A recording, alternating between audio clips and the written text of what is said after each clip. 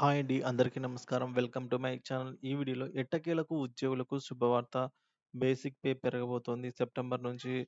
So, ఆ వివరాలు ఈ వీడియోలో తెలుసుకుందాము. వీడియోని ఎక్కడ గాని స్కిప్ చేయకుండా ఎండ్ వరకు చూడండి. పూర్తిగా ఇన్ఫర్మేషన్ అర్థమవుతుంది. వీడియో చూస్తున్న వారు వీడియోకి ఒక లైక్ చేయండి. అలాగే వీడియోని తోటి ఎంప్లాయీస్‌తో అయితే షేర్ చేయండి. కొత్తగా ఎవరైనా మన ఛానల్ చూస్తూ సబ్స్క్రైబ్ చేసుకున్నట్లయితే దయచేసి మన ఛానల్ అయితే సబ్స్క్రైబ్ చేసుకోండి. దీని ద్వారా నేను చేసే ప్రతి ఒక్క వీడియో మీ వరకు రీచ్ అవుతుంది. ఇక మనం ఆలస్యం చేయకుండా వీడియోలోకైతే వెళ్ళిపోదాము. ప్రభుత్వ ఉద్యోగులకు, పెన్షనర్లకు డియర్‌నెస్ అలవెన్స్ డీఏ మరియు డియర్‌నెస్ రిలీఫ్‌లో రెండవ పెరుగుదల సెప్టెంబర్‌లో ప్రారంభం కేంద్రం ప్రకటిస్తుందని అయితే భావిస్తున్నారు. నరేంద్ర మోదీ నేతృత్వంలో ప్రభుత్వం ఈ రౌండ్‌లో డీఏ, డీఆర్‌లు 3% పెంపునైతే ఆమోదించవచ్చనైతే అంచనా వేస్తున్నారు. మొదటి విడత జనవరి నుంచి అమల్లోకి.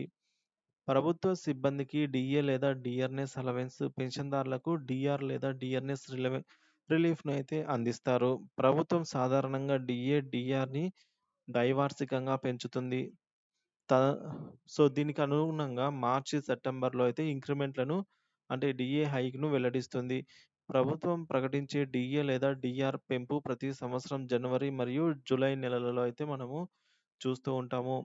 సో, అప్పుడైతే అమలు చేస్తూ ఉంటారు. ముందస్తుగా అమలు చేస్తారు.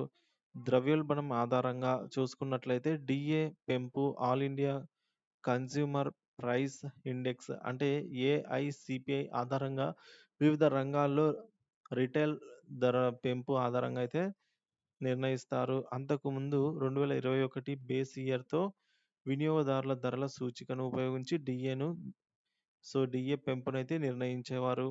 అయితే సెప్టెంబర్ 2020 నుంచి ప్రారంభమయ్యే డీఏని గణించడానికి ఇప్పుడు 2016 బేస్ ఇయర్‌తో కొత్త వినియోగదారుల సూచికకు మారింది. కొత్త ఆధార సంవత్సరాన్ని ఉపయోగించి డీఏను అయితే ఈ విధంగా లెక్కిస్తారు. కేంద్ర ప్రభుత్వ ఉద్యోగుల కోసం డీఏ పర్సెంట్ వచ్చేసి ఏఐసీపీఐ యొక్క సగటు ఇంటూ ఆధార సంవత్సరము 2001 100. సో, గత 12 నెలలకు మైనస్ 115 115.76 డివైడెడ్ బై 115.76 ఇంటూ 100 ఈ విధంగా అయితే ఫార్ములా ఉండబోతోంది.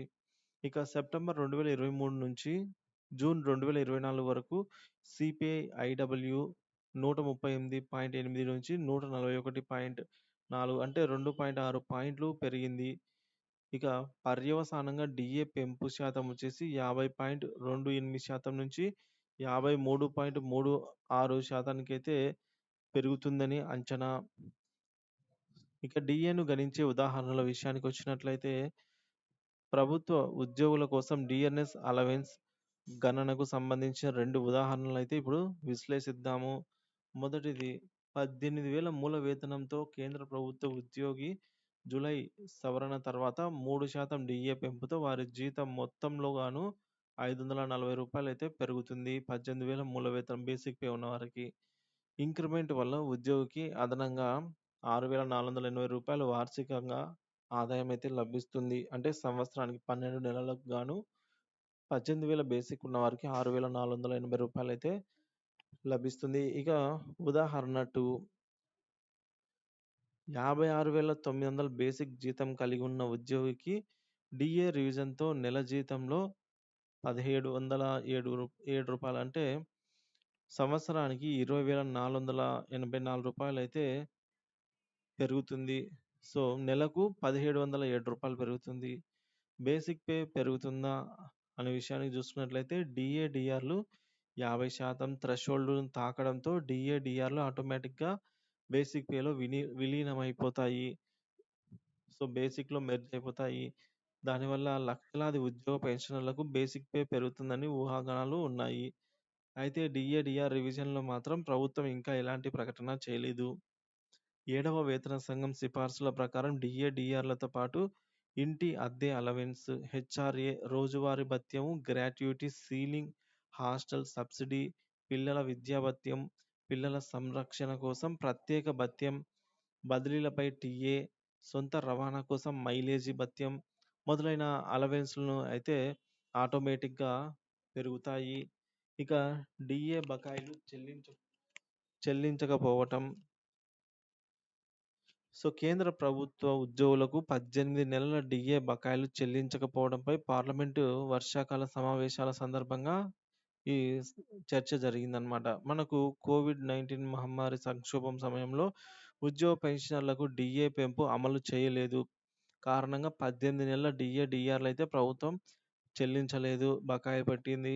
ఈ బకాయిల చెల్లింపుల గురించి ఎంపీలు ప్రభుత్వాన్ని ప్రశ్నిస్తున్నారు. దీనిపై ప్రభుత్వం స్పందిస్తుంది. కోవిడ్-19 నేపథ్యంలో కేంద్ర ప్రభుత్వ ఉద్యోగ పెన్షనర్లకు జనవరి 1, 2020 నుండి 3 విడతల డీఆర్ స్తంభింపజేయాలని ప్రభుత్వం నిర్ణయించింది. 3 విడతలను డీఏను స్తంభింపజేయడంతో కేంద్రం 34,402 కోట్ల రూపాయలు అయితే ఆదా చేసింది. సో, మహమ్మారి యొక్క ఆర్థిక ప్రభావాన్ని అధిగమించడానికి కేంద్రం ఈ నిధిని ఉపయోగించింది అనైతే ప్రాథమికంగా తెలిపిన సమాచారము. సో, ఎట్టకేలకు మనకు జూలైలో ఈ వేతనాలైతే పెరగాల్సి ఉంది.